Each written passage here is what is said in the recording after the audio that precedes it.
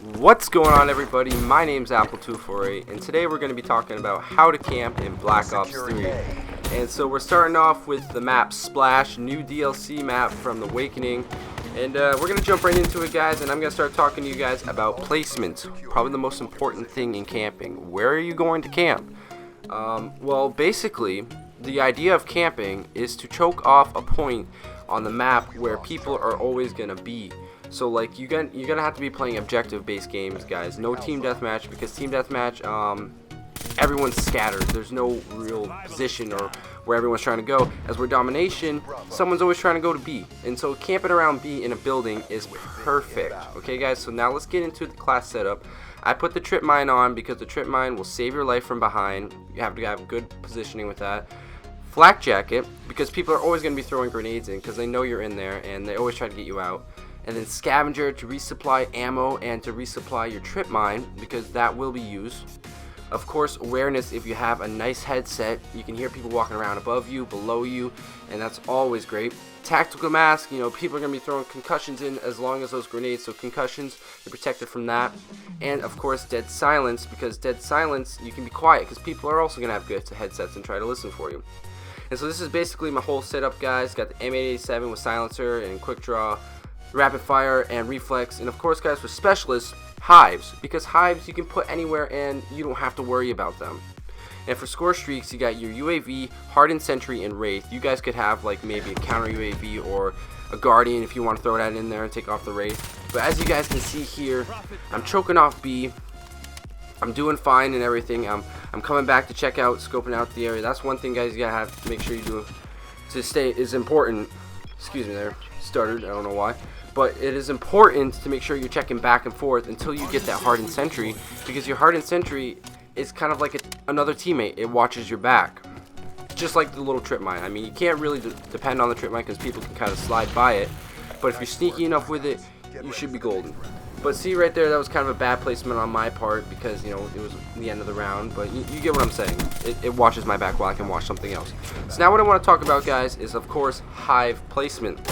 You're going to want to be putting these in sneaky spots where people aren't going to see them, but they are going to run by. So like right there, right behind that little guardrail area, someone's going to run right up by that, and they're not going to be staring down at the ground at that. See, I get the kill right there. And that's what it's all about for using hives. Sneaky placement so you can cut them off. You know they're going to walk through there, but they're not going to know your hive is there. And that's what it's all about, being sneaky. And that's why I also run silencer, guys, on my M8A7, because silencer, you can't be detected on the map. And the kind of goal here, guys, for camping is to be successful and get your streaks. That's why I camp. I like to camp because I can get my streaks easy. And of course, another big part of it is because it's so fun. If you think about it, guys, when you're camping and people know about it on the other team, they know you're camping and they know you're by B and they can't get to it, it drives them insane. And that's the fun part, is because sometimes you kind of hear them in your own headset. You can hear them going off, getting rage quitting and everything, and it's just the best thing ever. You guys gotta agree with me on that part, is that they know they can get you out, and that's probably the best feeling about camping. And then once you get the streaks, like right there, and guys, like I said, hardened sentry is great. It's just like another teammate to watch your back, so you can focus on the other end. I'd probably put it facing away from B, because you want to focus on B, because that's where everyone's gonna be running to, like I am kind of right here. And see right there, my trip mine just saved my life. I wasn't looking. I turned away for a second, and my trip mine had my back. That's why the trip mine is so important, guys. Maybe the C4, if you know what you're doing with it. I'm sure a lot of you guys do, but I can't use the C4. I'm gonna stick with my trip mine.